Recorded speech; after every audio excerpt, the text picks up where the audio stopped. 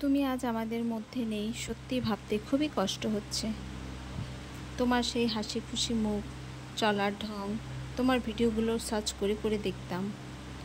কি বলবো আর, এই স্বার্থপর দুনিয়াতে সবাই একটা পারস্পরিক স্বার্থ নিয়ে চলে। তোমাদের সেই অঙ্গি ভঙ্গিগুলো, চলার ধরন, কথা বলার ধরন, গ্রামের সাদাসিধা মানুষের বিভিন্ন রকম চরিত্র তুলে ধরতে খুব ভালো লাগতো। সাধারণভাবে কথা বলতে, সাধারণভাবে ভিডিও করতে, তবুও লক্ষ লক্ষ মানুষের মনে তুমি ছুঁয়ে ফেলেছিলে।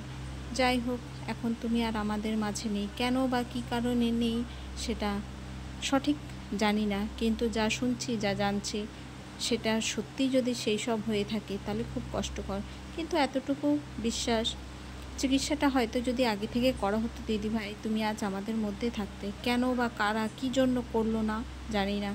তুমিও চোখ বন্ধ করে বিশ্বাস করে চুপচাপ থেকে গেলে। কেন কেন তুমি নিজের জন্য একটুও ভাবলে না? কেন নিজের মায়ের জন্য ভাবলে না?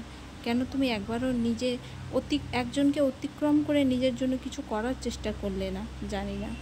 যাই হোক, প্রশ্ন তো অনেক থাকে। আবার এও সত্য, যার বাড়িতে অসুস্থ মানুষ থাকে তার মাথা এমনিতেই নষ্ট হয়ে যায়। কি করবে, কোথায় থেকে করবে, কিভাবে করবে। কিন্তু টাকার তো কোনো সমস্যা ছিল না দিদিভাই, তবুও কেন এটা হলো?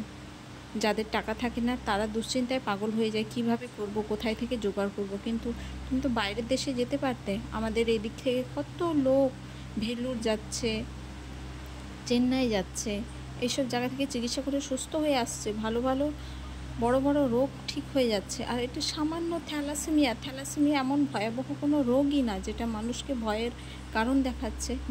জন্ডিস কোনো ভয়ের রোগই না। কিন্তু সময়ে চিকিৎসা করলে সামান্য জ্বর সর্দিতেও মানুষ মারা যায়।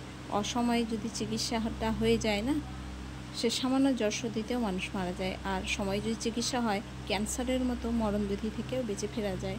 যাই হোক, হয়তো নিয়তির এটা খেলা, কিংবা অন্য কেউ তোমার নিয়তি লিখেছিল। আমি আর কি বলবো, সত্যি খুব খারাপ লাগছে। এর থেকে বড় কিছু নেই।